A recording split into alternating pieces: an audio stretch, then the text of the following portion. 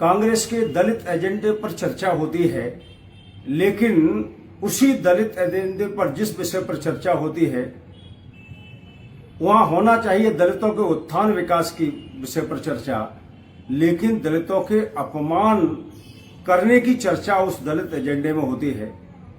कांग्रेस के भांडेर के विधायक, पूर्व में बसपा के लीडर रहे श्री फूल सिंह बरैया द्वारा देश के दलित विधायकों को कुत्ते बताना कि कुत्ते जैसी उनकी औकात है, तो मुझे लगता है कि ये देश भर के अनुसूचित जाति के, जनजाति के विधायकों का अपमान है। यानी कि केवल विद्वता क्या फूल सिंह बरैया जी के पास है? क्या जो मुख्यमंत्री रहे, उप मुख्यमंत्री रहे, मंत्री हैं, विधायक हैं, निगम अध्यक्ष हैं, क्या ये दलित पढ़े लिखे लोग नहीं हैं?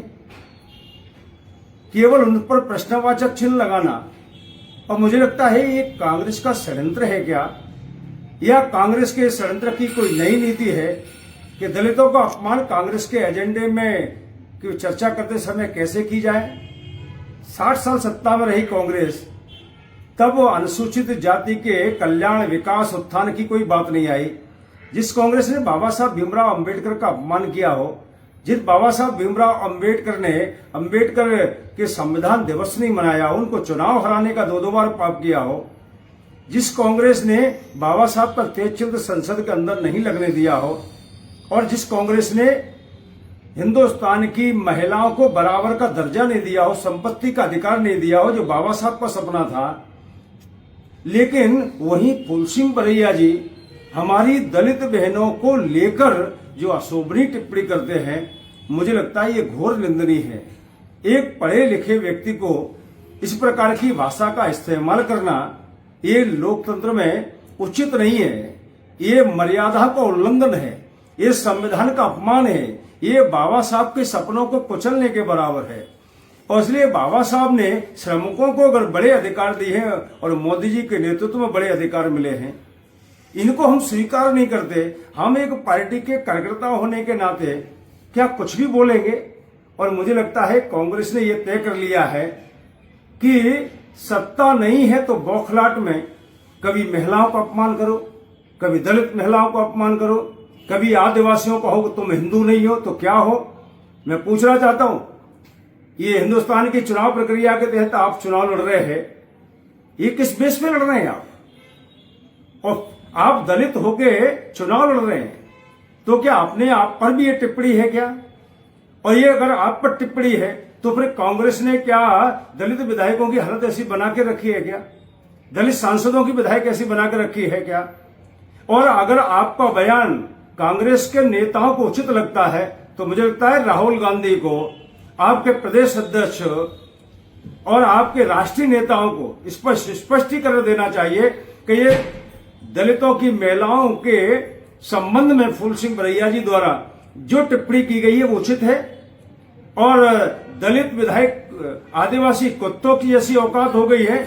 अगर ये बयानों से कांग्रेस अगर अपने आप को जोड़ती है तो उसको स्पष्ट करना चाहिए। भारतीय जनता पार्टी का साफ मानना है कि चाहे वो दलित विधायक हो, चाहे आदिवासी विधायक हो, चाहे सामान्य पिछड़ा विधायक हो, वो हमारे लोकतंत्र में एक आधार स्तंभ है। वो इसको जनता चुनती है, जनमत के आशीर्वाद से वो चुनकर आता है।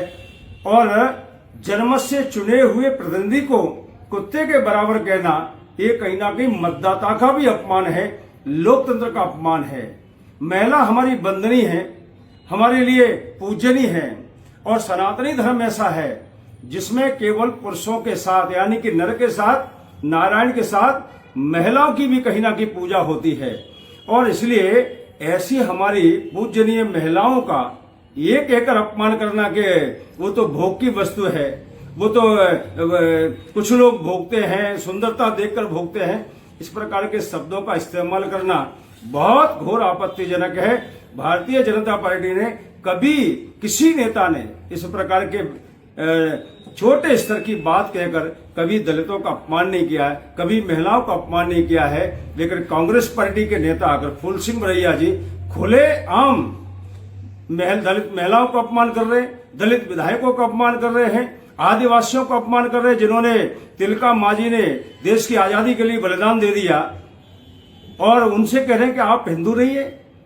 इस प्रकार की बातें करना, इसका मतलब है कांग्रेस की ये नीति है कि इस प्रकार के बयानबाजी करना। नहीं तो कांग्रेस को स्पष्ट करना चाहिए कि आप फूल सिंह बरैया के बयान से वो सहमत हैं, और सहमत है तो स्पष्ट करना चाहिए।